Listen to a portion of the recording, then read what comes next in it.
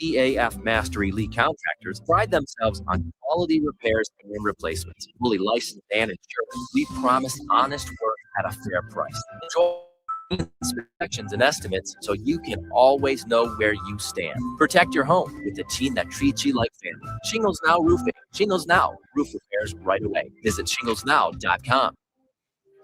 This spring, Founders Federal Credit Union is giving you a fresh start. Open or access your home equity line of credit and get 4.99% APR on funds drawn from April 1st through May 31st. That's more in your pocket for home improvements or even that vacation you've been dreaming about. The possibilities are endless. Imagine a fresh start this spring with financial flexibility and peace of mind. But hurry, this special offer ends May 31st. 4.99% promotional APR expires December 31st. 2026. APR will then revert to the standard 75%. Plus, you'll enjoy competitive rates designed to fit your budget. Don't miss this chance to turn your home's equity into something memorable. Relax. Visit foundersfcu.com/HELOC for more information. Membership qualification required. Institution NMLS identifier number 410646. Equal housing lender. See website for details. Hi, I'm Sean Palliak, new owner of Columbia Screen Printing and Design, formerly Bardak Design and Team. We've rebranded, but our experienced staff and quality results haven't changed. We proudly serve the Columbia area with top-notch garments and design, and offer free delivery on our local orders. Visit us on Rosewood Drive near the fairgrounds, or check us out online. For t-shirts, sweatshirts, jerseys, koozies, and more, call Columbia Screen Printing and Design at 254-7940. We're local, fast, and ready to wow you.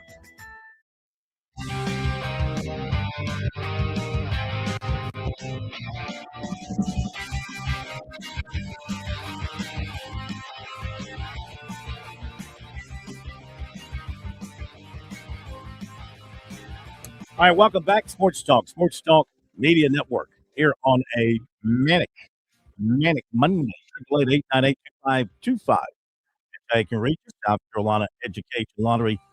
Lucky number here on Sports Talk. Don't forget that you can always learn more about all the good things the lottery brings to South Carolina, its impact at scheducationlottery.com/education wins. Playing for fun is a win for education. In fact, it's typical small business style.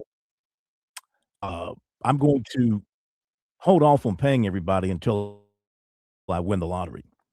So I'm going to play the lottery. If I happen to win the lottery, you get paid. If I don't win the lottery, you don't get paid. That's a good plan. You like that, huh? That's my plan. That's my business model. That's my retirement model. I won $4 for the lottery. How much? $4. Uh-huh. $4. Did you buy a pizza? I paid $2 for the lottery ticket, and I got $4. So I really won $2. Well, you netted $2. Yes. That's right. I'm sure they teach you that in statistics. They didn't actually. Add and subtract. No, that was taught to me in Would you first buy a grade. Milky Way bar with it? A Baby Ruth? No, I think I gambled some more. Buy those lottery tickets, What? okay? Because when you're playing for fun, it's a win for education. Yeah, because and my as you can scholarship. tell, the plumber is a prime example of a South Carolina education. How to get a scholarship in South Carolina Education Lottery. Right. I mean, look what great. it's done. Look what it's created. I'm very educated. You know, look what it's created. Today I'm a janitor. I cleaned up after Phil's mess. No, I cleaned it up. Nah, You didn't do anything but laugh. Thank you for they the help. definitely left. That's for sure. Also, a reminder, the weather is beautiful, and it's a good time to make your plans for getting to the coast of South Carolina. If you don't have your own place to stay, like if you don't own a place already, and you don't want to stay in a hotel, hotels are fine. Don't get me wrong, I'm not knocking the hotels, but if you want something just a step or two up, then you give my man Jimmy Smith a call at James Smith Real Estate at Pauley's and at Litchfield, right there on the border of the two, and he'll find you exactly what you're looking for, the perfect price, the perfect budget to fit your needs. That phone number is 843-237-4246, online at pauliesvacationrentals.com. That's pauliesvacationrentals.com. Make sure you give Jimmy a call right away. Don't miss out on that wonderful location, that wonderful condo or house that will fit what you need for a summer vacation or a getaway or maybe a stay away. Maybe you're just going to stay away once you get there. 843-237-4246. Hawley'sVacationRentals.com. Busy week, of course, at the NFL draft coming up later on this week. And let's see, this year it's in Pittsburgh. Pittsburgh, In correct. Pittsburgh, yeah, that'll be fun. And Mhm. are you a draft Nick? Are you really dialed into the comings and goings and the build up to the draft? No, not really. I'll sit obviously, we'll keep an eye on it for the show and see what the Panthers and some of the other teams around here do, but no, I don't live and die Yeah. with the NFL draft. I know that Roger Goodell and the folks at the NFL are gonna hate to hear that, but because it's their off-season Super Bowl. Well, I mean, there is no offseason in the NFL. They've done a marvelous True. job of expanding themselves throughout the year, making themselves important 12 months out of the year, whether it's OTAs or the draft or ownership meetings or free agency. I mean, let's face it, there's no Or drop off. schedule release. Exactly. They make a big deal Mhm. out of everything. NFL insiders hooking up with head coaches at remote locations in Arizona. How about that? We didn't get a chance to touch on that last week. How about that deal? I mean, seriously. I don't know how Diana Rossini and even, in some regard, Mike Vrabel, I don't know how they thought this was going to end well. But normally, if you're trying to sneak around, you don't plan to be caught. Hmm. And then I thought it was rather interesting that a USA Today reporter, who often happens to be a rather attractive lady as well, was complaining about Diana Rossini. Hey, pop me kettle. Hmm. And she got fired. She got fired by USA Today, correct? Yeah. Because of her Yeah. comments. Yeah. It's a very strange deal. I think it's bad. I think it's a terrible look. I'm not, Mhm. of course, I'm not painting every female reporter with the same brush here, but it's a terrible look for them, because the ones who Mhm. are working hard and use their skills and their talent to not their looks to get ahead and to become great journalists, kind of a slap in the face for them. I don't know what was Agreed. going on here behind the scenes. Of course, they all deny it, but the pictures are hard to avoid and are hard to wipe away what it appears to be the case there. And I mean, I'd be outraged if I was every other club in the NFL that a so-called insider is doing something with a head coach like that, and no telling what kind of information was shared in the privacy of their privacy. So yeah, that's a little bit uncomfortable, and that's not good for any of us in the media reporting industry. Just like with Adam Schefter, and when he got called on the carpet for running a story past who was the GM of the Washington team, I think, before he published a story. He ran the story by the GM, I think. I think it was Washington, to make sure he had all the information correct. Was there anything he wanted to change and that sort of stuff? I mean, I kind of understand where you want to make sure with your sources that you've got something correct, but I think he was Sure. running it through for approval. I don't think he was running it through for correcting a comma here or a spelling there. I think he was looking for approval, is the way I took that story back then. And going back to the Diana Rossini situation with Mike Vrabel, are you a little bit surprised that the NFL, and I'm not talking about firing him like the Athletic did, or she resigned from the Athletic to try and save that organization a little bit of embarrassment. Are you surprised that the NFL didn't come down a little bit harder on Vrabel? Because here's a situation: you're with a reporter or anybody that's not necessarily within the organization, and as much as the NFL sort of tries to protect the shield away from gambling issues, I mean, you could pass along some injury reports to certain Yeah. reporters.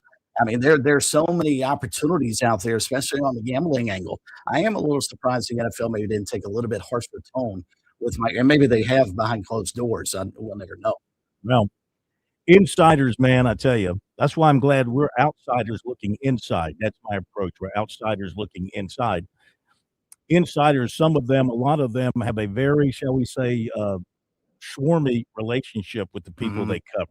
You know, uh, when you're in the so-called media and you root harder for the team you're covering than the actual ticket-buying fan does, that's a problem for all of us. But that's the world we live in some cases, I would say, from firsthand eyewitness acknowledgement of seeing what's going on out there. All right, phone number 888-898-2525. Back to calls just a second. Our poll question of the week this week has to deal with Clemson baseball, presented by Larry Lucas, State Farm Insurance. Clemson is 25-16 and 6-12 in the ACC with an RPI. Well, now it's 40. It was 39 when I did the poll question. Do you think the Tigers will make the NCAA tournament? So far, 71% of the votes say no. 28.6% say yes. You can vote on our website, SportsTalkSC.com, on our X, SC Sports Now, SC Sports Now. And the Tigers, they are into the more difficult part of their schedule after finishing up with Virginia, winning just one of three at Virginia over the weekend. They've got Upstate tomorrow, no slouch, at home. They have Upstate tomorrow. A rare home game for the Tigers during this stretch of their schedule. Then 3 at Louisville, which is never easy. I don't think Louisville's having a great year, but they're still tough. 3 at home with Boston College, and they're excellent this year. They're the surprise in college baseball. Well, I think the surprise. There are two kind of surprises here. The surprise. I mean, the way Clemson is faltering is one of the big surprises in all of college baseball this year. This was a top 10 team or top 15 team in the preseason. Boston College has come out of nowhere. They've won 31 games. And then they play at Coastal, which is obviously going to be a very difficult game. And then 3 at home with Florida State. Then another game with Upstate, and then 3 at Virginia Tech. There's not a lot of automatic wins left on their regular season schedule. No, it's going to be awfully hard, and especially as we mentioned earlier, the way they're playing right now. I don't see them making the NCAA tournament unless they make some tremendous run through the ACC tournament. I mean, you're going to run back into all the top teams once again when you get to the tournament itself. Because again, I thought Georgia Tech going into this past week was the best team in the league, and then I watched what North Carolina did to them over the weekend. Mm-hmm. You can flip a coin between those two. And speaking of incredible efforts, how about what Georgia did at Arkansas on Saturday? Tell me. 26-14 win at Arkansas, hitting a school and SEC record 9 home runs. Wow. I did not catch that.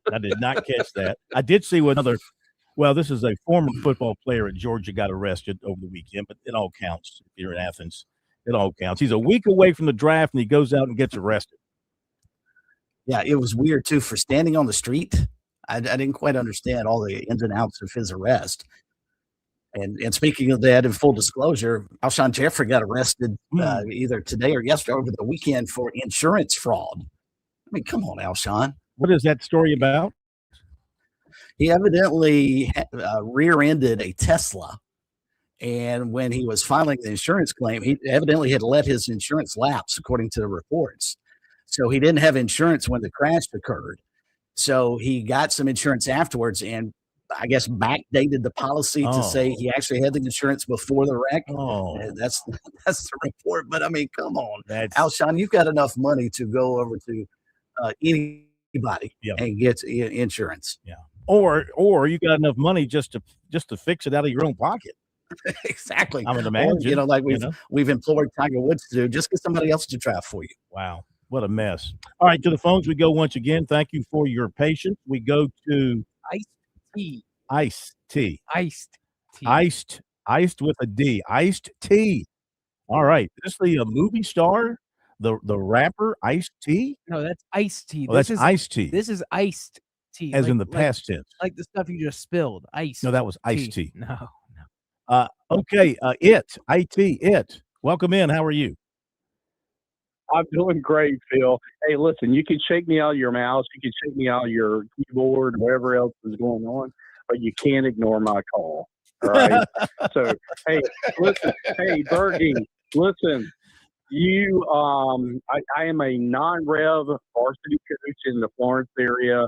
Your wife came up to me a few years ago, and I was talking to her. I told her I knew you, and she goes, and she looked at me with a serious face, and she goes, "How do you know him?"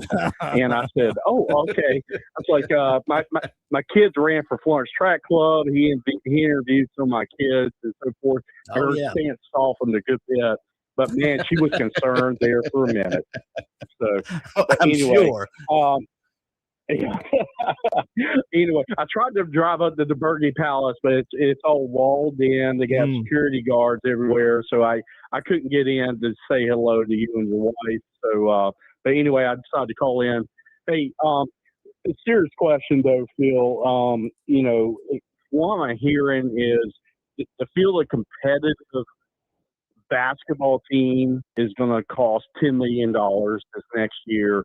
The field like competitive football team is going to cost $30 million. I don't even know what baseball is going to cost, right? Do you think Clemson, and I'm a Clemson graduate. I graduated in 96. I was there for Billy Koch, Kenny Vining, Chris Benson, Shane Monahan.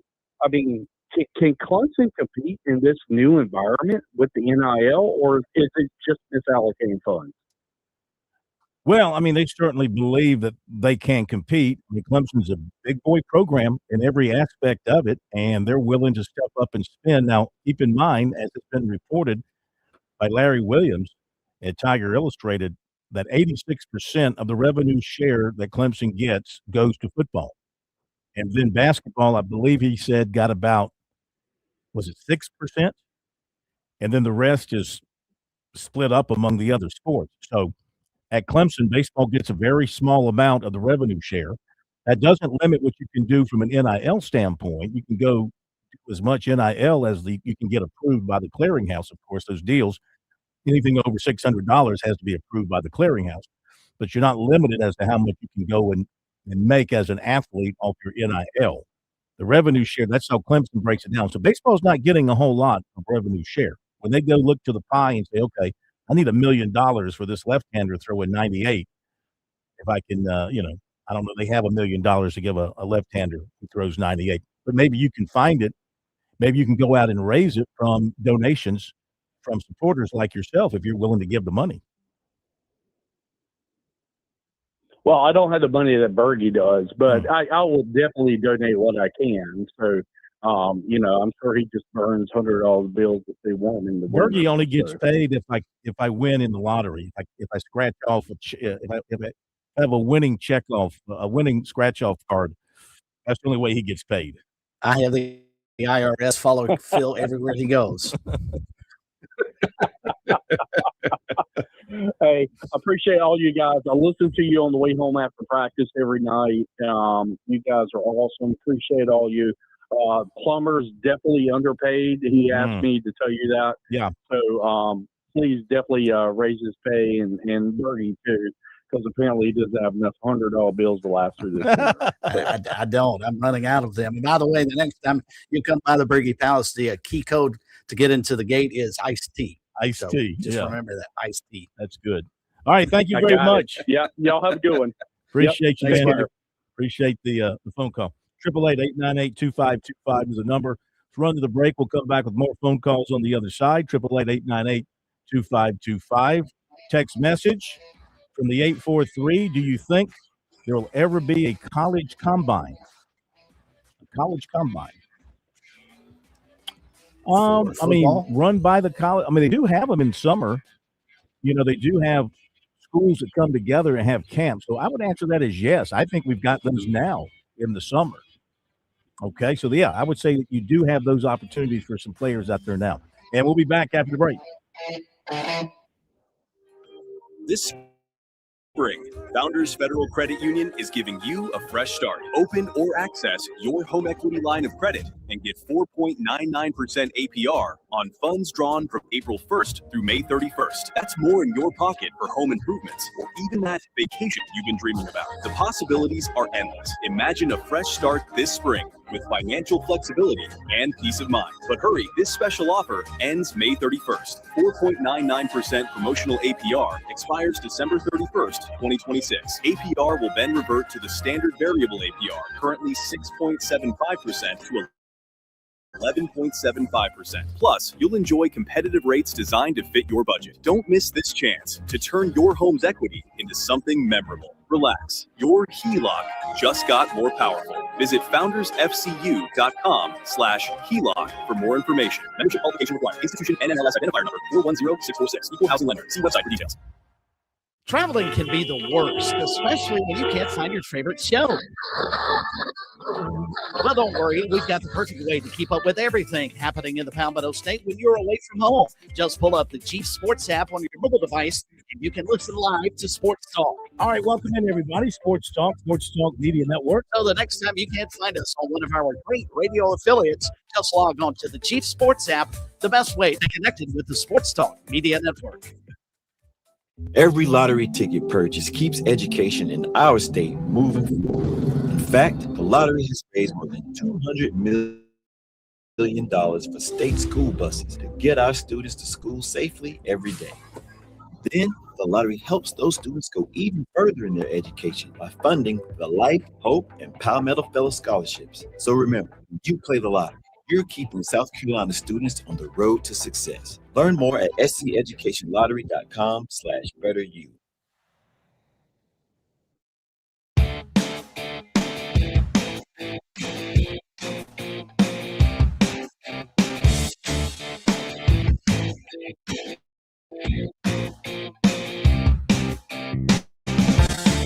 Got time for more of your phone calls if you want to join us. Lines are now open. Folks drop off, so you can jump on. That's 888-898-2525. 888-898-2525. The 2525 representative of one of the all-time greats, Rick Sanford. Number one draft pick back in the day, 1978. 78 draft? 79 draft for Dr. Rick. First number one round pick for South Carolina there back in the day, which, brings to mind, what year was that, Plummer? 79. Thank you.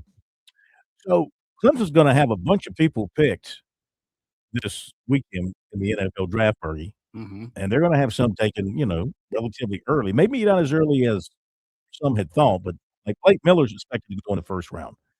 And I think T.J. Parker's expected to go in the first round. I think Peter Woods has dropped out of the first round. Avion, you? no, not the way he played.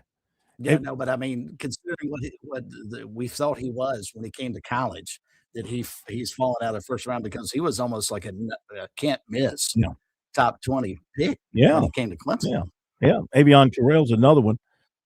Could be first round. But anyway, here's a bigger question, Bergie. With all this first round and high draft pick talent, why the hell they go 7-6 this past season? I mean, you got those kind of players. You throw in Antonio Williams, who's going to be a pick.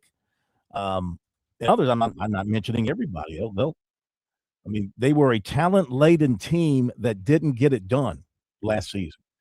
And I wonder why. I wonder what you point to. Was it the money they were already making? Did they get fat and lazy because of the money? Did they feel like there was nothing, especially after they lost to LSU? Did it creep into the program that there was nothing to play for because we're not going to have an undefeated season? They still had plenty to play for after that point. You still had the ACC championship. You still had a chance to win your way into the playoffs. I don't know what went through that team. And another interesting thing to keep an eye on this week as well is how many Indiana players are going to be drafted off the team that went unbeaten and won a national championship. We know Fernando Mendoza is probably going to be the number one overall pick, but after him, who do you think, over under, does Indiana have 5 guys drafted? Yeah, I don't know their roster well enough to speculate on that, but I'm just curious as to where their roster size will ultimately end up in the NFL. Yeah, for sure. So we'll see what happens with that. I mean, they put together a true team in a short amount of time. Yep. And an older team too, with all those transfers. They were an older group over 2 years now. He took a lot of transfers over a 2-year period. So text message from the 803. If South Carolina needs a new head baseball coach, they want to hire another legend, bring Ray Tanner back. He's won 2 World Series. People know what he can do. He's still young enough that he's got some years left in. Well, he's not that young. And I don't think he wants to – I can't speak for him. I mean, I think his coaching days are behind him. And I don't think he wants to step into what you have to do in today's world to win. It's a whole different world today than the one he left behind as a coach. So don't think he wants to step the toe back into that pool of sharks. Brian in Lexington, good to have you with us tonight on Sports Talk. How are you? I'm good, guys. Real quick, it seems as though since they started all the NIL deal, all the traditional power programs are still winning everything, albeit Indiana, has had a good 2-year run. But all the big programs that always won traditionally are still the ones that are still going to win. Now they're just able to pay their people on top of the board. And still, after all this money is spent in every sport, you only have one winner. at the end of the year, it's all for naught. Correct. So, Correct. we'll see. That's been you're a very bright person because you and I think alike. And so maybe you take it as a compliment, but maybe not. But I mean, you're right. I mean, I hear you're you, pouring all this appreciate it. money. It's one thing the way it is in the legacy leagues because people roll from season to season there. They wipe the slate clean. They start with a new team the next year. That's how you do it in the major leagues and the NFL. The colleges were always different because you were building a team over a 4 or 6 year period. If you didn't win, you had an older group to make the next year. You hold it together. You might make a good run at it. All of this too. All of this comes at the expense of the fan, is what it boils down to, which makes it extremely difficult for the average fan to even afford to go to any of these events because the costs are getting so astronomical for parking, for food, for tickets, because of the rat race of I want a bigger, better, nicer stadium and paying all the players. It's just not fun anymore. So Do you still go? My ball and go home. Do you still go to the games? I still have season tickets to USC baseball, and of course, look at where that is. Not football. Not football anymore. Nope. How many years were you a ticket buyer? Since '92. I've been a Silver Spur since '92. But no longer, huh? And it's only going to get worse. Yeah. It's going to get worse. Yeah. But you know what? And thank you so much. They're still selling out the stadiums right now, at least, Bergie. At least that's how it looks. And we'll be back in just a moment.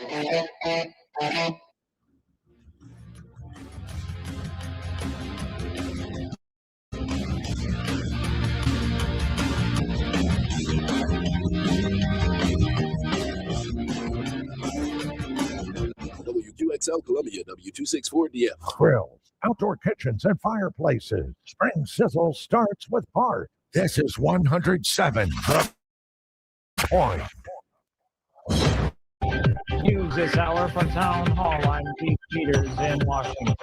FBI Director Kash Patel is suing Atlantic Magazine. It's a $250 million defamation lawsuit claiming an article that talked about mismanagement at the agency and his alleged excessive drinking was false. The Atlantic said it stood by its reporting and would vigorously defend against the meritless lawsuit. In the article posted on the magazine's website Friday, author Sarah Fitzpatrick said Patel is deeply concerned about losing his job and that he has good reasons to think so, including some having to do with what witnesses described as bouts of excessive drinking and unexplained absences. Bill Alexander, Washington. 8 children between the ages of 1 and about 14 are dead after a mass shooting in Louisiana. Correspondent Julie Walker has the details. A domestic dispute in Louisiana leaves at least 8 children dead, according to police, who say a relative is behind the deadly shooting of 10 juveniles, the youngest a 1-year-old. Shreveport Police Department spokesperson Chris Bordelon. We do know that some of the children inside were his descendants. Police Chief Wayne Smith. My heart is just taken back. I just cannot begin to imagine how such an event can occur. Police say the shootings took place early Sunday at 2 homes before the gunman carjacked a vehicle and was shot by police. I'm Julie Walker. Labor Secretary Lori Chavez DeRemer is out of President Donald Trump's cabinet after multiple allegations of abusing her position, including an affair with a subordinate and drinking on the job. She's the third Trump cabinet member to leave recently. On Wall Street, the Dow down by 4 points. The Nasdaq dropped 84. The S&P 500 declined 18. Oil around $89 a barrel. More at townhall.com. The following is a real-life story from Trinity Debt Management. I had a lot of credit card debt, and it stressed me out. But what I thought was a solution turned out to be a problem. I kept hearing ads about debt settlement that seemed too good to be true. And actually, it was. When I called, they told me to stop paying my bills. That didn't sound right to me at all, so I hung up. Later, I found out that debt settlement is bad, real bad. Then I learned that there is a right way to pay off your credit cards. It's called a debt management program from the great team at Trinity. Trinity had a plan. In the end, I paid off my bills, I saved thousands, and I even improved my credit score. If credit card debt has you down. Call Trinity at 1-800-990-6976. My name is Heather. Please forget debt settlement and remember Trinity Debt Management. 1-800-990-6976. Mortgage rates are lingering right below 7% after reaching a 4-week low last Friday. The weekly national average for 30-year mortgage rate is at 6.3%. And the national average dropped below 6% for 30-year mortgages, which happened for the first time in more than 3 years. But starting in March, rates started to pick up. Homeowners are hoping to see lower rates stick, as predicted by Fannie Mae. The Federal Housing Finance Agency said rates are expected to hit 5.7% by the fourth quarter. Correspondent Bernie Bennett reported. 8 months after President Trump declared a crime emergency in the nation's capital and called up the National Guard, more than 2,500 troops remain. The National Guard deployment has grown increasingly routine with no clear end in sight. News and analysis at townhall.com. From Washington, I'm Keith Peters. On Point Weather, brought to you by our friends at Palmetto State Armory. On 107 The Point. Here's tonight's forecast. Clear and chilly this evening with a low temperature dipping down to 44. Tomorrow, just like today, beautiful with sunshine, a high reaching 75. By Wednesday, we're into the mid-80s with a blend of sunshine and clouds, upper 80s Thursday and Friday, and we're dry until we reach the weekend. I'm Cal Moss with your On Point local weather.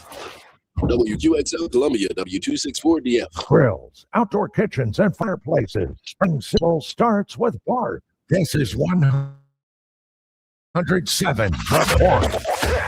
This is The Point. ThePointRadio.com. Come on, press that button. Yo. Welcome back to Sports Talk on the Sports Talk Media Network. You can reach the guys with the South Carolina Education Lottery lucky number, 888-898-2525. That's 888-898-2525. Now back to Phil and Chris with the second hour of Sports Talk on the Sports Talk Media Network.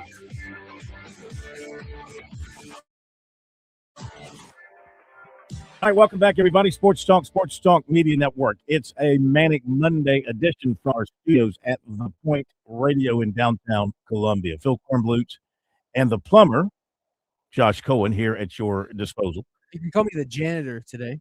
No, you're just the plumber. Once the plumber, always the plumber. You're the spiller. And a CJ Spiller to you. Thank you. And from the Bergie Palace, the one and only Chris Bergen. Phone calls are welcome. 888-898-2525. Whatever you want to discuss on your mind. 888-898-2525. Text message line 803-900-4847. Catch you up on a few things. And calls come in, we'll take them. Text messages come in, we'll take them. And we will also be hearing from Matt Fitzgerald coming up in just, Matt Fitzpatrick. Matt Fitzpatrick. I feel like you coming get up. a siren for that. No, that's just a misspeak. That's just a misspeak because I was trying to do something else. Matt Fitzpatrick coming up from his win yesterday at Harbortown. But a few other things. Clemson left-hander Michael Sharman is the ACC Pitcher of the Week. He went 8 innings in the win. Say again. I said he should have been. Yeah. He was terrific on Saturday. 5-1. Or, excuse me, Friday. Yeah, 5-1. 5-1 winner on Friday. USC PC starting pitching tomorrow night. It'll be Patrick Dudley getting his first start for the Gamecocks. He's a freshman left-hander, and Presbyterian will go with freshman left-hander Tucker Meredith, 1-2 with a 10.38 ERA. Has not been a good year for Presbyterian baseball. They're usually pretty competitive. It hasn't been the case for them so far this year. And let's see what else to tell you about here. The Coaches for Charity event, the first time. The Coaches for Charity will be held in May this summer or later this spring. The date is May 19th at the Poinsett Club in Greenville. And the coaches scheduled to appear are Chinnis Berry, Maurice Drayton, Gabe Gardenia, Clay Hendricks, Dabo Sweeney, and Sean Watson. That'll be on May 19th at the Poinsett Club. You can go online to South Carolina Coaches for Charity and get your tickets, get your tables, and get ready for that. Learn all about it. That'll be coming up on May 19th. Former Clemson outfielder Tristan Bissetta of Ole Miss is the SEC Co-Player of the Week. He had a home run in each of their games last week. He had 500 with 4 homers, 3 doubles, 10 RBIs, and 7 runs scored. Heck of a week there. The in-state baseball RPIs through Sunday. Coastal Carolina's 13. Clemson is 40. Citadel is 54. Winthrop is 81. Upstate is 82. South Carolina is 84. Wofford is 91. Charleston Southern is 133. College of Charleston is 180. And Presbyterian is 254. And the rankings this week, only one team, and that's Coastal, as high as number 9 by D1. And then they're ranked 10th by Baseball America, Perfect Game, and by the coaches. Steve Spurrier turned 81 today. How about that for the That's amazing. head ball coach, turning 81. Still looks great. He's got a little arthritis stuff going on, I think, with his hands and got the knee thing going on. But otherwise, still looks in great shape. South Carolina women finished 10th at the SEC Golf Championship. They missed the cut for match play, finishing at 6 over par. They missed the top 8 by 3. College of Charleston women, they won the CAA championship the second straight year. Finished at plus 22. They won the tournament on the final hole. So they'll be obviously moving on to the NCAA tournament. Former Georgia wide receiver Zachariah Branch arrested on Sunday. He's expected to be drafted this week, but he's got something else to deal with. Let's see, as you mentioned, per the arrest log, he was booked at 1:26 in the morning Sunday, released at 3:44 on $39 bond. He transferred in from Southern Cal, so he spent 1 year at Georgia. It's all it takes, not even a year before you become a criminal in Athens. $39 bond. Why even bother? Just let him out. His brother's a safety for Georgia. So this story didn't have the details, but did you have the details of what happened? It was something. It seemed ridiculous, and I'll have to go back and double check because I don't have the story in front of me. But it was something like he was standing on the street and impeding progress of some sort, and he was asked by a police officer, here was his mistake, to move along, and evidently he didn't do so, at least according to the report I saw. It seemed like, considering some of the other stuff that Georgia football players are accused of doing on a regular basis, this one seemed relatively mild. Yeah. Compared to some of the other stuff they pulled over there. The problem was that he was not moving at all. He wasn't going too fast. He just wasn't moving at all. Exactly. He was just standing he still. He wasn't in a car. He was standing. No. He wasn't. Yeah. He was just standing on the sidewalk. He's on the street. The opposite of other Georgia players. They're going too fast. He just standing still. I mean, Plummer, please. This is an adult conversation, please. So let me get this straight. Let me just get this straight. In Athens, Georgia, you're a Georgia football player, and you're just standing on the sidewalk, not bothering anybody, not doing anything, just standing there. You can get arrested? All right, here's, according to CBS Sports, or CBS News, rather. According to the Athens-Clarke County Police Department, the incident began when officers were called to Cloud on East Clayton Street after a large crowd had formed outside the bar. According to police, the bar was not allowing anyone to enter at the time, but people had continued trying to get into the business. Arriving at the scene, the officers told the crowd to clear the sidewalks. Zachariah Branch was directly addressed by officers and warned to disperse. Mr. Branch refused to comply with these lawful orders, officials told CBS News in Atlanta. So again, like I pointed out, that's where he made his mistake. He didn't listen to the police. So typical. He was placed under arrest. Yeah, charged with obstruction. He was also cited for obstructing a public sidewalk. Why is it that the people of that age today, many of them, not all of them, many of them just feel like they can't listen to the direction of the police or adults? And when a police officer says, we want you to move away from here, we want you to disperse, we want you to go away because we're trying to take care of some issues here. Why can't you listen to what the police? Did the police officer put hands on him? I don't think so. Did they pull a gun on him? Did they They just asked you to move. That I They don't know. Why They can't asked you him to move for cooperate? Why is it so hard to cooperate in the minds of some people? Why you got to be a jack? I mean, seriously. So $39 got him out of jail, huh? I mean, Evidently so. yeah. Okay. Now this is more serious. The grandson of Mike Krzyzewski, Joseph Savarino, charged with DWI in a fatal crash that killed a 15-year-old. This happened in Durham. He has been charged with misdemeanor DWI after allegedly hitting a 15-year-old riding a bicycle over the weekend. Occurred Saturday night. Charged with a misdemeanor. The accident occurred Saturday night near the intersection of Cole Mill and Wyndham Lane in Durham after his Ford Explorer struck a victim on an electronic bicycle. Savarino, who's 26,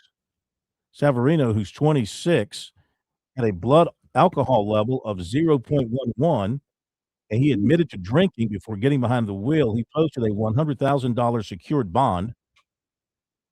A judge issued an order revoking his license. His brother is former Duke basketball player who was also charged DWI in 2022 and sentenced to 12 months probation. That's Michael Savarino.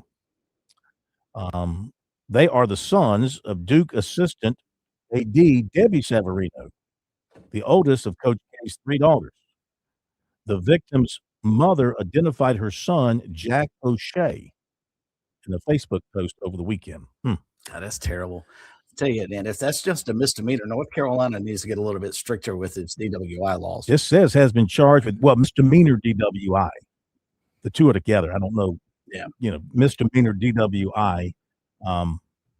That's how it's listed here in this particular story. So. Gotcha. Okay, and let's see. We did that. Let's see. Anything else we want to mention here? We talked about Clemson. Okay, with that all being said, this story. Just touch on this real quick. This is a story in the Greenville News about South Carolina athletics by Lulu Keston. The Greenville News covering South Carolina. And the headline is how South Carolina athletics made money despite football profit dropping $10 million. So she FOI'd all the data on South Carolina's budget for the fiscal year 2025. And South Carolina had its biggest surplus in 6 years, making $1.3 million, even though the football team lost $10.1 million. I'm sorry, rephrase that. That's wrong. Even though the football program's profit dropped by $10.1 million. So they didn't make as much as the previous year by $10.1 million less. But overall, South Carolina's largest surplus since 2019. She goes through all the different sports and what they reported for the fiscal year. And women's basketball, I mean, this is a shock to a lot of people, as great as they are as a team, but the program hemorrhages money. The program loses money. The women's basketball made $2 million in ticket sales, $50,000 more than men's basketball, but men's basketball made almost $7 million in media rights, and the women don't get any credit for money made from the media rights. The program, the men's team made $15.4 million with $11 million in expenses. That compared to $13.3 million in revenue and $9.8 million in expenses in 2024. Again, a lot of that's coming from the TV rights. Trying to find the information here on the women's. Dawn Staley's deficit grew by $600,000. Her team's deficit grew by $600,000, even though they had $1 million more in revenue. This covered the 24-25 season when South Carolina lost in the Natty to UConn. The program made $6.8 million, but spent $13.1 million in fiscal year 2025, a deficit of $6.3 million. The women's basketball team operated at a deficit of $6.3 million. The women's team had revenue of $5.8 million the previous year and spent $11.5 million for a deficit of $5.7. So the deficit was even bigger this time around at 6.3 compared to 5.7 the previous year. So But again, you can't hold it against them that not factored into their money, into their budget, is the media rights money. So I guess none of that counts towards women's basketball. People say, well, look, women's basketball is losing all this money. Well, it is. But they can't be helped by the money coming in from the media rights deal to kind of offset some of that, at least the way it looks on the books. Yeah, and that NCAA men's basketball tournament makes a fortune. So it obviously helps out every program in the country in terms of basketball. And Josh pointed out a tweet from Jordan Kay at the state. He said the only reason, and this according to Jordan, the only reason South Carolina athletics could report a profit was because the university gave the athletic department by far more institutional support than any other school in the SEC. Mm-hmm. Yeah, you're right. You're right. Okay, let's run to the break, and we'll come back, continue with your calls. Got recruiting coming up. Scott Hamilton will join us. Going to hear from Matt Fitzpatrick as well, following his win at Harbortown over the weekend. Our phone number, 888-898-2525. That is the South Carolina Education Lottery lucky number here on Sports Talk. And we'll be back in just a moment.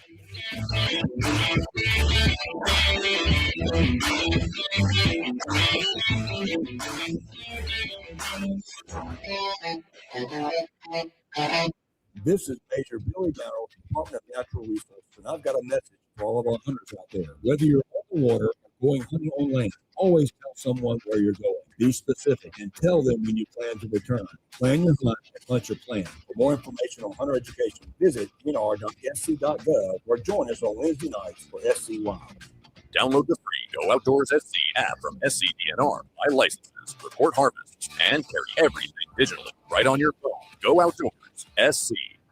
There's a lot of things we take for granted in our lives. Your home's AC will run cool. Your drive-through coffee will be hot. And the car will start when it's time to take your kids to school. It's when things don't go as planned that you start thinking about who to call and where to turn. The good thing is, you can prepare for life's most difficult days by calling the Larry Lucas Agency today. Larry is a State Farm agent that has been taking care of people across South Carolina for more than 2 decades. You probably have insurance, but switching is easy, and bundling can save you hundreds or more. Most importantly, the Larry Lucas Agency can help you choose the protection you want at the price you want, all backed by South Carolina's #1 home and auto insurance company. Visit LarryLucasAgency.com today or give Larry a call at 803-799-1998. Like a good neighbor, Larry Lucas State Farm is there. You've put in the work for your education. The extra early, extra late, extra work. That's because you understand education opens doors to better pay, better opportunities, and a better you. Being educated about playing the lottery is no different. It helps you be a better player, one who knows when to play and when to take a rain check. The lottery's a game, so let's keep it fun. Learn more at sceducationlottery.com/betteryou.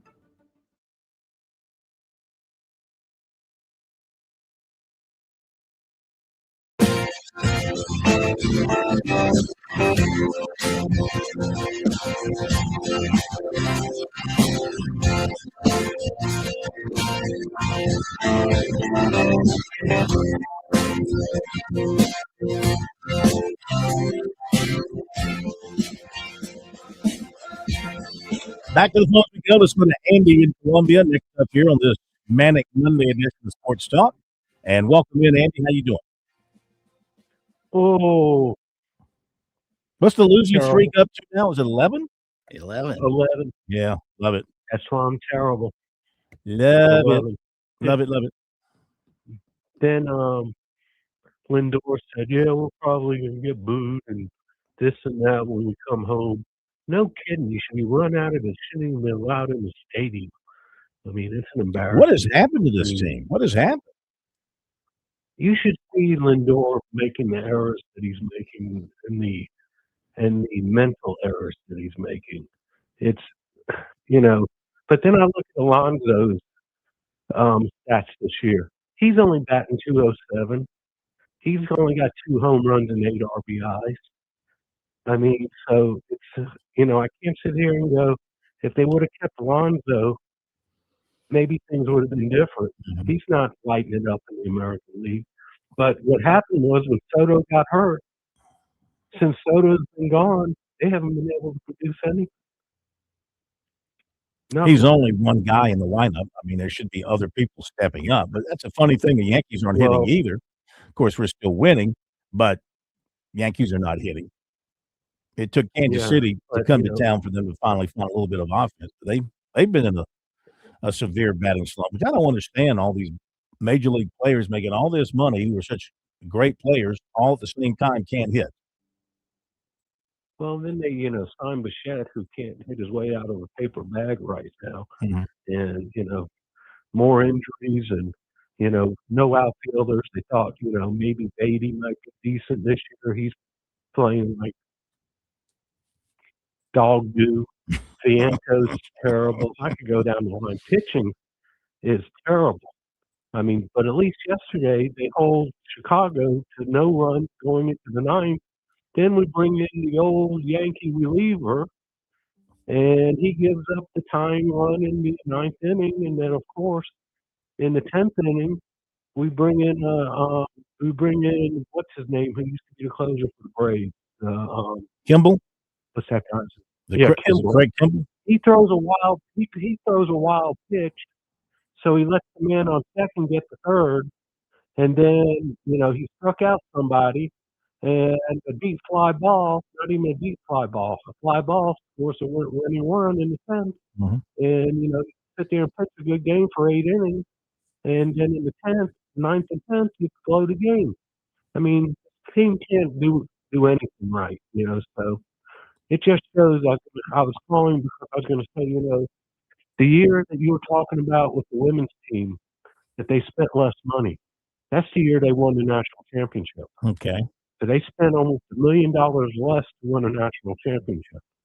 It shows by my Mets and Our Lady Gamecocks, you don't have to spend as much money to win a championship. But that's not the mindset today, as you well know. It's not the mindset. No, it's not.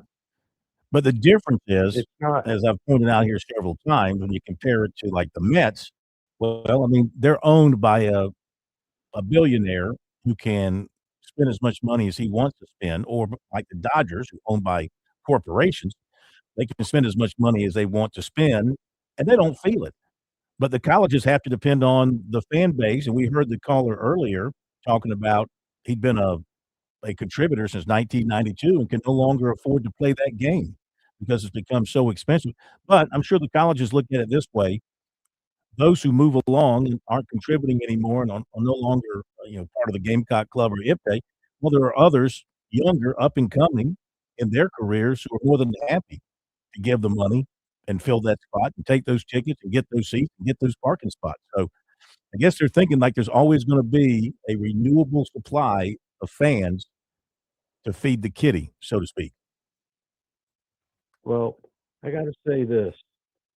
Eventually, even people with money get a little bit dismayed by how your team plays and quits giving money to the team. So don't count on people that keep coming and coming and coming and giving money and money and money. Yeah. When you're not producing. Yep. You're not giving. Well, just look at South Carolina baseball.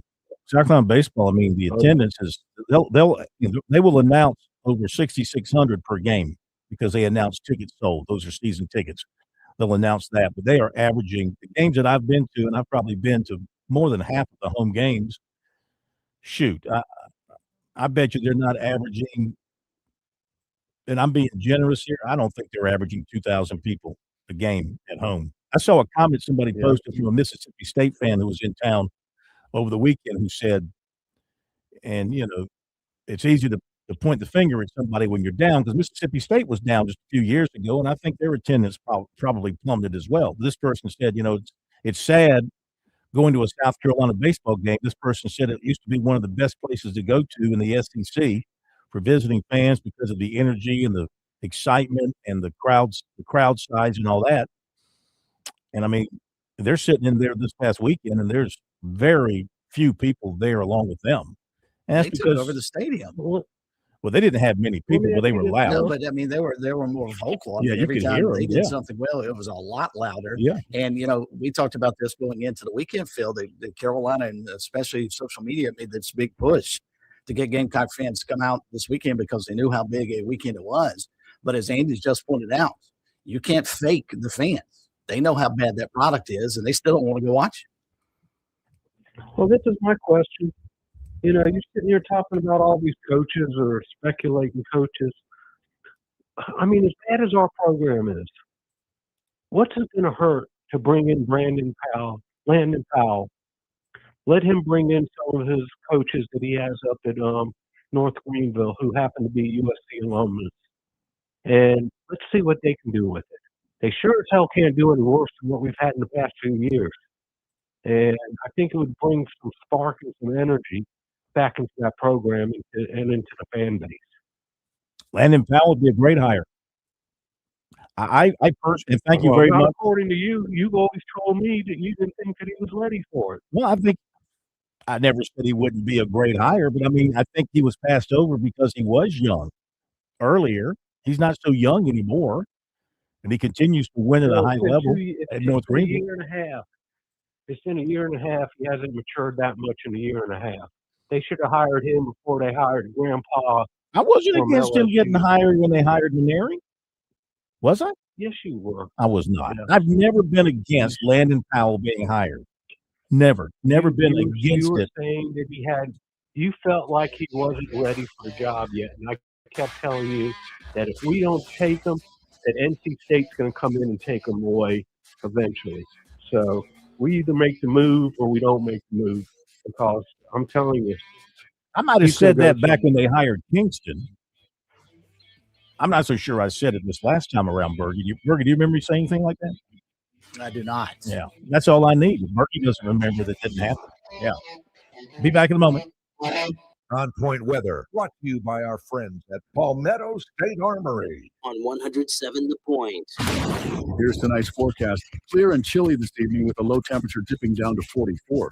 Tomorrow, just like today, beautiful with sunshine, a high reaching 75. By Wednesday, we're into the mid-80s with a blend of sunshine and clouds, upper 80s Thursday and Friday, and we're dry until we reach the weekend. I'm Cal Moss with your On Point local weather. Palmetto State Armory is on a mission of making freedom available to all Americans. With retail stores across South Carolina and a fully stocked online shop, we are delivering freedom coast to coast. PSA is an American-made and veteran-owned firearms company built for those who believe in the Second Amendment and the strength of self-reliance. From suppressors, firearms, ammo, and accessories to fishing gear and apparel, we're more than a gun company. We're a movement. Visit us in store or online at PalmettoStateArmory.com. Palmetto State Armory, American-made for life. The Point. With SRN News, I'm Keith Peters in Washington. The Supreme Court will hear from Catholic preschools that say it's unconstitutional to exclude them from a state-funded program because they won't admit kids from LGBT families. It's the latest religious rights case for the court. The justices on Monday said they'll hear from Colorado's St. Mary Catholic Parish and the Archdiocese of Denver. Apple CEO Tim Cook is stepping down from the job that he inherited from the late Steve Jobs, ending a nearly 15-year reign that saw the company's market value soar by more than $3.6 trillion during an iPhone-fueled era of prosperity. On Wall Street, the Dow down by 4 points, the Nasdaq dropped 84, the S&P 500 lower by 18. More details at smnnews.com. Lots of plumbing companies out there. Few are truly local. Time to discover the difference with Franklin Plumbing and Drain Cleaning. See, when I faced plumbing woes at the Cohen home, Josh and his dedicated team, well, they were my go-to solution. They make a commitment to exceptional service. They arrived on time, clearly detailed all the costs and procedures, and efficiently handled all my repairs without any surprises. These days, how often do we complain about a lack of customer service out there? With Franklin Plumbing and Drain Cleaning, these folks are professional. They're courteous. They're skilled at what they do, and they've earned my trust, and they've earned my recommendation to you. From urgent repairs to the tankless water heater you've always wanted, they've got you covered. Visit franklinplumbing.sc.com or call 799-2222. That's 799-2222.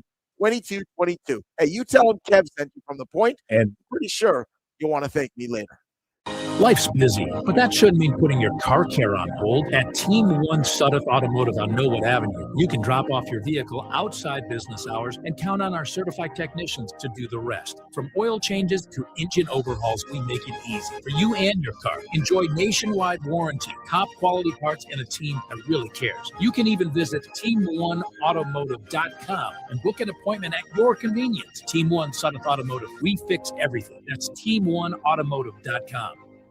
As a business owner, you want your customers to have the best experience possible, and that includes convenient parking. If you have designated parking spaces or an entire lot, Schroeder's Towing can provide free signage and installation for businesses to deter unwanted parking and removal of abandoned vehicles. Contact Schroeder's Towing and ask about free signage for your spaces or lot. Take back your parking. 803-772-7930 and SchroedersTowing.com. Schroeder's Towing, Columbia's finest and fastest hookers in town.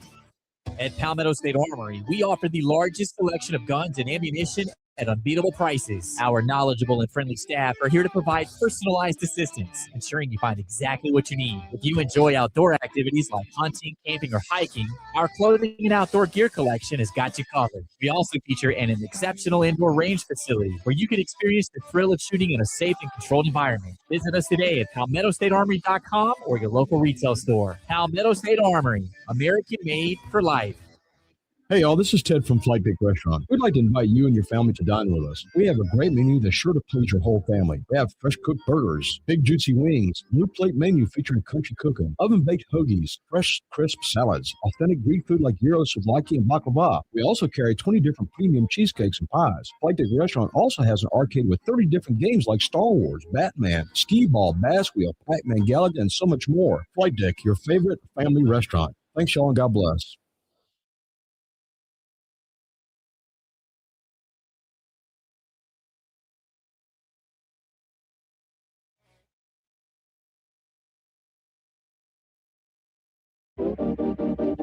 The Sports Talk Recruiting Report is sponsored by Seawell's Catering.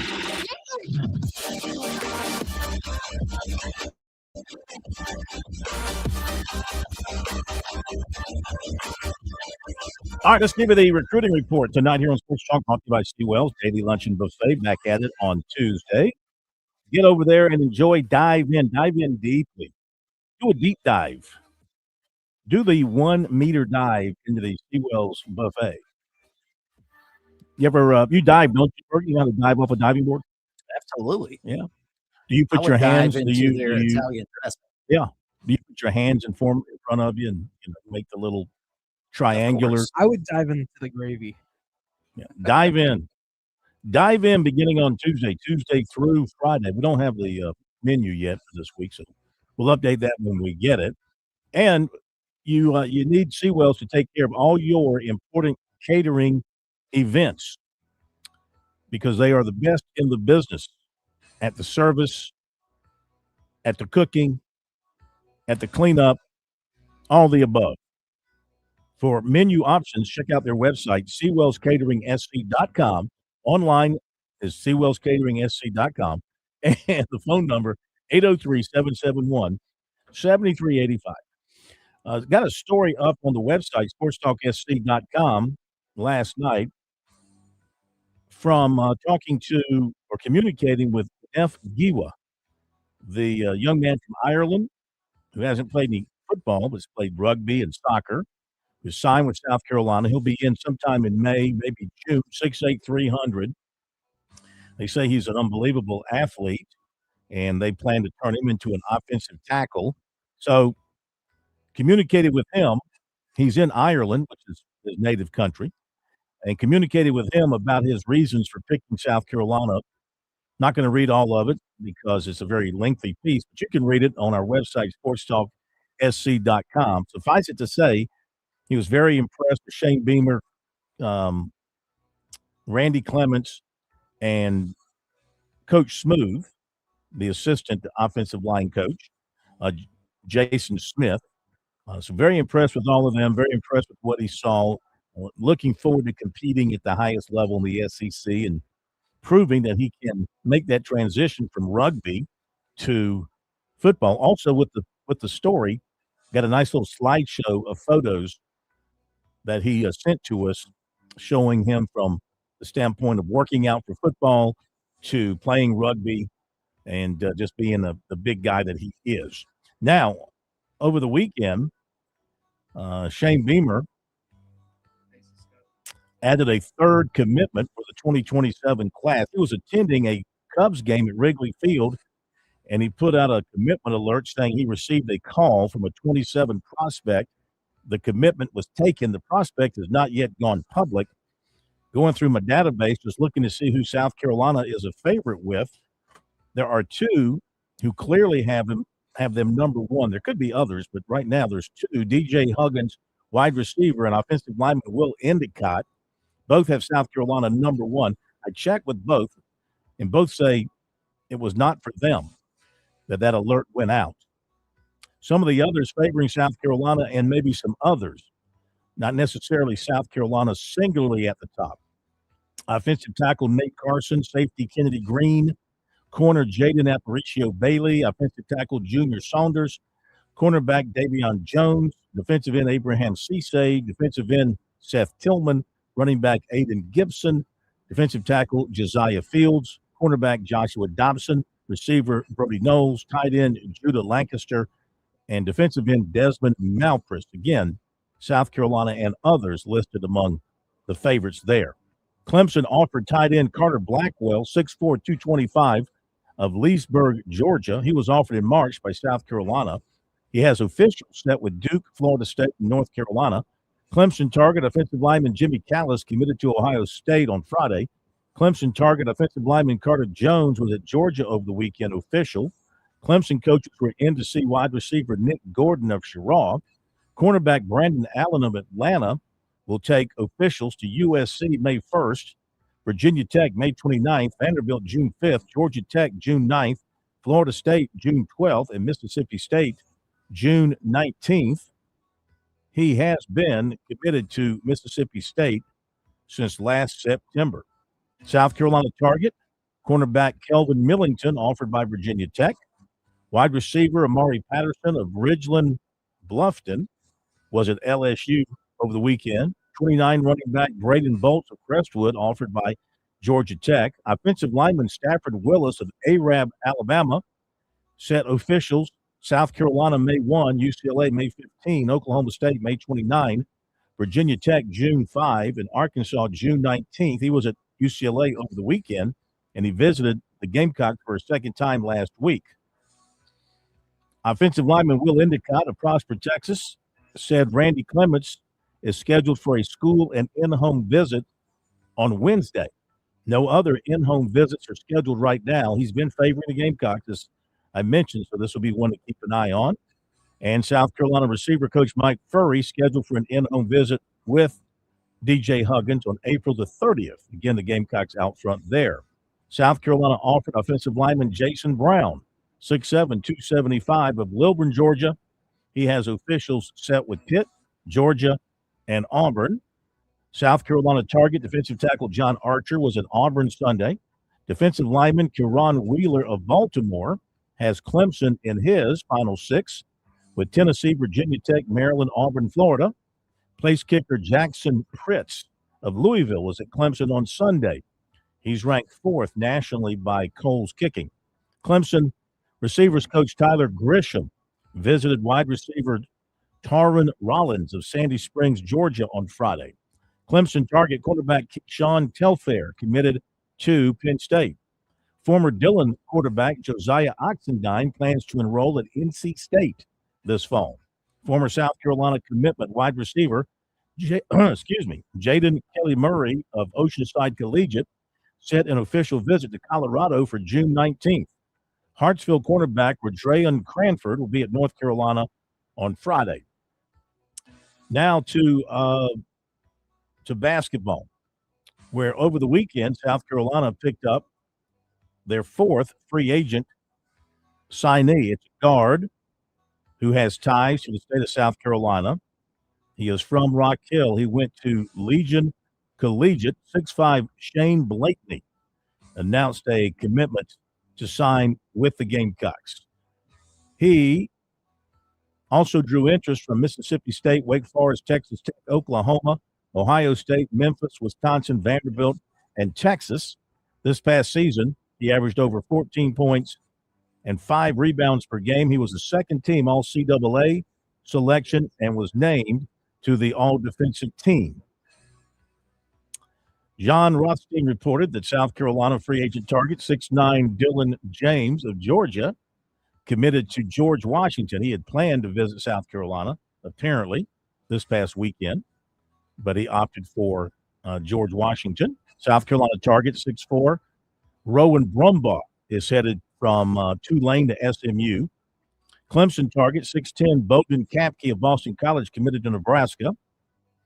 7'2" center Anton Bonk of Charlotte, who's been connected to Clemson and South Carolina, visited NC State over the weekend. He's also been to Michigan State, and we'll see if he visits one or both of the in-state schools here. Former USC guard Eli Ellis is headed to the College of Charleston, as is 7'1" Braden Pierce of Villanova. Former Furman guard Alex Wilkins committed to Kentucky.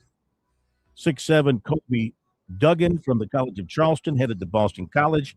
6'4" Bryson Blaine of Charleston Southern to East Carolina.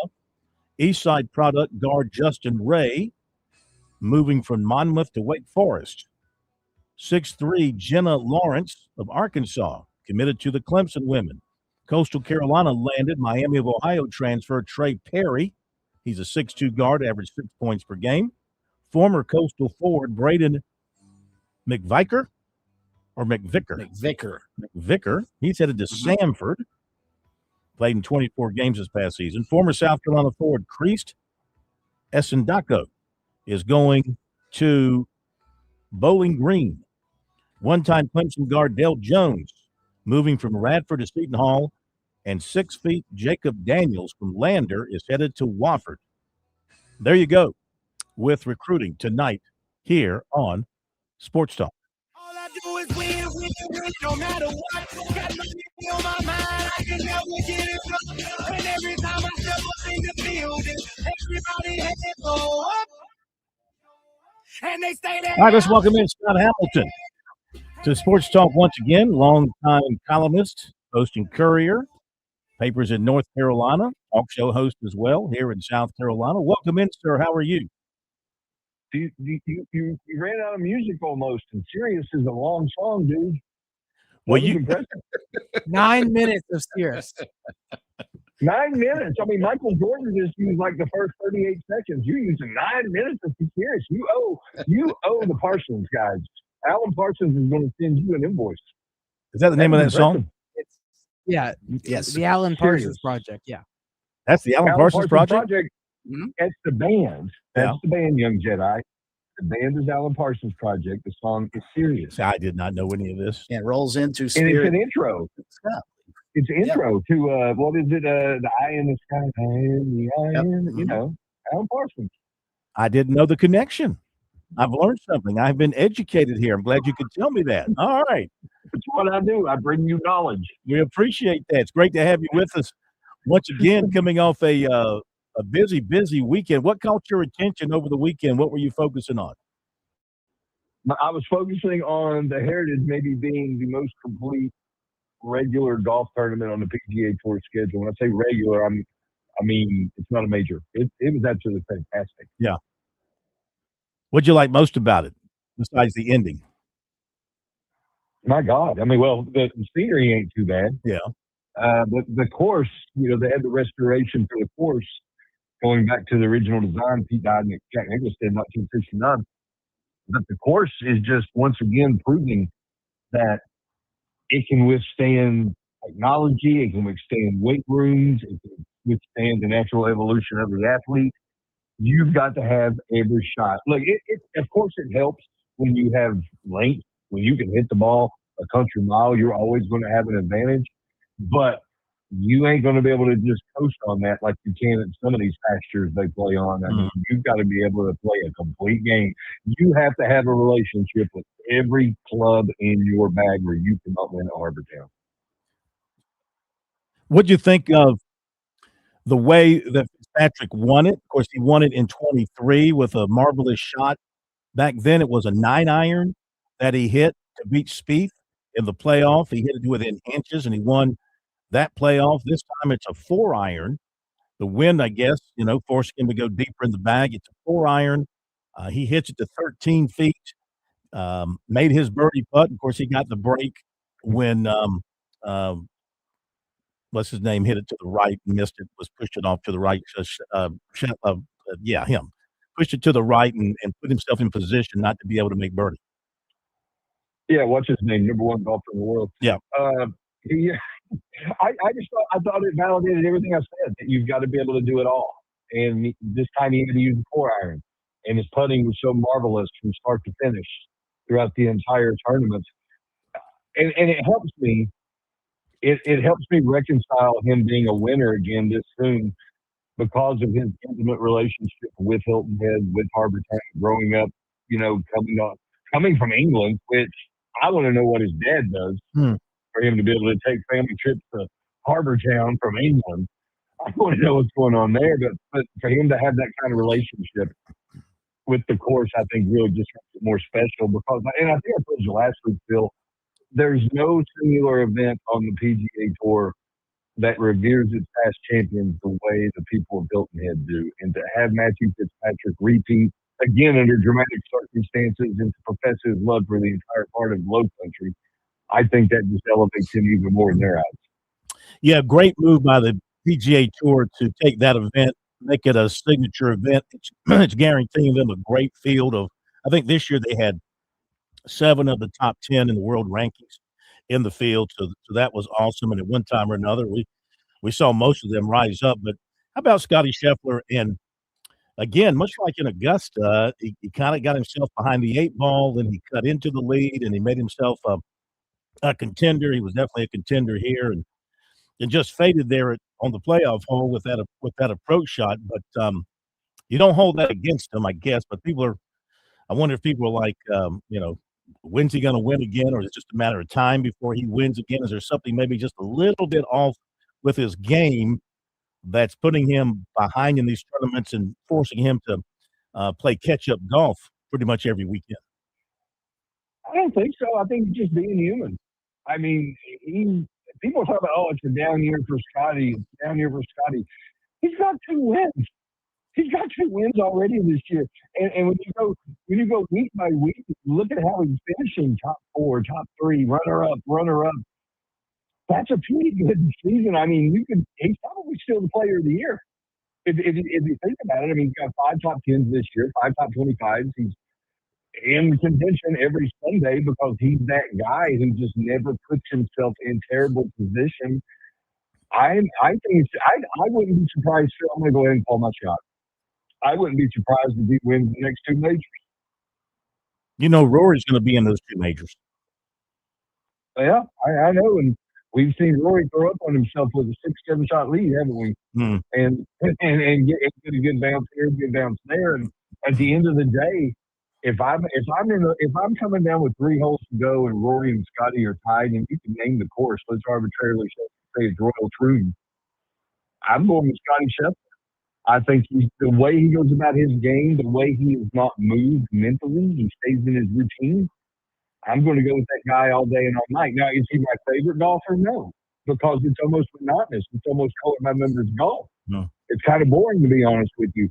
But his greatness is unassailable, and each and every week I'm more impressed with him. And I'm not ready to say he's the next Tiger because I don't think we'll ever have another Tiger, but I'm more open to the conversation now than I've ever been. Yeah. So what else over the weekend? Are you following the free agency frenzy in the college basketball world, all the spending, all the movement of the players from here, there, and everywhere? Well, I grilled some pork chops. What else did I do over the weekend? Watched some TV. Yeah, I followed it. And I will say this. The movement of players is not good for the game inherently, but the attention that we put on it is great for college basketball because we're talking about college basketball in the today. And that has to be a good thing for the power brokers of the sport that it's even in the discussion because you know how it was. It used to be, well, once they play one shining moment, lights out, see you in November. Here comes the Masters, and we got we got college football coming. But now that there is so much movement, and we are watching the transfer portal. I mean, how many guys in the portal there did you just now mention? A bunch. Everybody. Guys that we would everybody and guys that we would never discuss are getting mentions now, and it's almost May. It has to be good for the sport. It's just that the thing that's getting this attention might not be great for the sport. Yeah. Yeah, we'll see. I mean, you got teams that are trying to remake themselves by getting rid of practically everybody on their previous roster and just bringing in a whole new group and hoping that works. I mean, South Carolina practically will have an entirely new roster. And you look at an Eli Ellis now, so he's going to go from South Carolina to the College of Charleston. I mean, he's got his fortune, but can he find his game and find his fame with the Cougars and the new coaching staff down there? Yeah, why not? I mean, we've seen careers be revitalized by going elsewhere. I think about Otega Oweh going from Oklahoma to Kentucky. He was a good player at Oklahoma. He became one of the best players in the Southeastern Conference when he goes to Kentucky. Why can't the same thing happen with a guy going down a level? It's still 5 versus 5, 10-foot baskets. Maybe he just needs another opportunity and an opportunity to be centerpiece. Yeah. Well, I look at the kid who's going from Furman to Kentucky. He was a freshman at Furman, Wilkins, this past season. I know he had a terrific year at Furman. So when you're coming out of high school and you're recruited for a Southern Conference school like a Furman, and then you have a terrific freshman year, and now Kentucky wants you? I mean, have you improved that much from your 1 year out of high school to now to where a school like Kentucky is willing to take you and pay you? Well, let's look at it like this. Fernando Mendoza had to go to Cal, and then he won a national championship. Yeah, I mean, it's possible you can develop. Did he grow an extra inch? Did he add 10 pounds? Was he able to start hitting that mid-range jumper? I mean, any number of things are possible. I think the bigger takeaway of it is, Phil, and it might be a little inside baseball that hasn't matriculated down yet to a lot of people, but for Kentucky to look at a guy like that says they maybe know something, and they're using a computer there now to help build their roster. It's this database called Blueprint, and they actually are building their roster through this computer. What does that tell you? That tells me that they don't have confidence in the coach's ability to evaluate talent, and they're leaning on technology. Interesting. All right, my friend, enjoyed it as always. Have yourself a great week. We'll catch up with you next Monday. Thanks, guys. Alan Parsons Project, baby. Later. I'm not strong on the music side of things and identifying a lot of songs. So that one. You don't know this, Phil? Well, I've heard this one a million times. Yeah. This is the Alan Parsons Project. Well, I didn't know that's who it was. I don't necessarily know the performers of the song. 90% of the people you ask who that song is, and they'll say it's the Chicago Bulls intro song. Exactly. It's the Chicago Bulls Orchestra playing that song as far as I'm concerned. It's the sports talk recruiting music. Speaking of the NBA playoffs, how about those Celtics yesterday? Huh?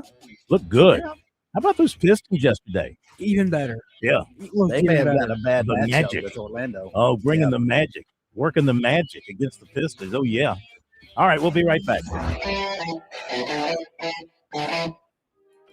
If you're juggling multiple credit card balances, you know how quickly high interest can add up and how stressful it can become. Now through June 30th, 2026, well-qualified borrowers can pause interest when they transfer credit card balances and enjoy 0% APR for 12 months. A balance transfer can simplify your life, making it easier to focus and manage your budget. This limited time offer can help you move forward with confidence. Upon expiration, APR will then revert to the standard variable APR, currently 12.5% to 17.90%. If credit criteria are not met, 17.9% APR will apply. Visit apply.foundersfcu.com to get started today. Not a Founders member yet? Stop by an office near you or visit us online at foundersfcu.com to see if you qualify for membership. Membership qualification required. Terms and conditions apply. Effective training is not just about lifting heavier weight. It is about producing force with control. The Tsunami Bar was developed in 2012 to enhance high-intensity workouts while helping reduce joint stress. Its flexible design creates controlled oscillation, requiring your muscles to stabilize and work together throughout each movement. This promotes greater muscle activation, improved balance, and stronger functional performance. Tsunami Bar Sport is committed to continuous improvement, delivering dynamic training tools for individuals at every fitness level. Whether you are focused on long-term strength, injury prevention, or improving rotational stability for sports like golf, Tsunami Bar training supports total body performance. Discover more at tsunamibarsports.com. Visit tsunamibarsports.com. That's tsunamibarsports.com.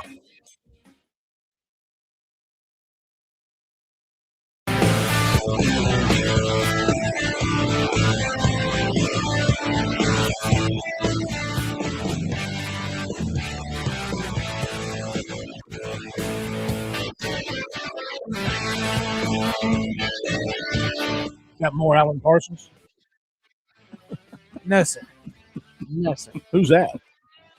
Probably. I think it's a remake of AC/DC. I think. It think. Sound like the real thing to me. AC/DC. You don't even know Big what fan. AC/DC is. What does it stand for? AC/DC is a type of electricity. You either get the AC or you get the DC. AC. Who makes this song, Phil? This is the Don Williams Orchestra. Where did this come from, as a matter of fact? I don't know. Yeah. Maybe Dave Cohen. I don't think so. All right, that's going to do it. Appreciate everybody being with us tonight. Looking forward to tomorrow night. We'll figure something out for tomorrow night. We're in that time of the year. We got to come up with things now. This That's doesn't all we happen. got. That's all we got. Gotta get our baseball teams to play better. There you go. See you tomorrow.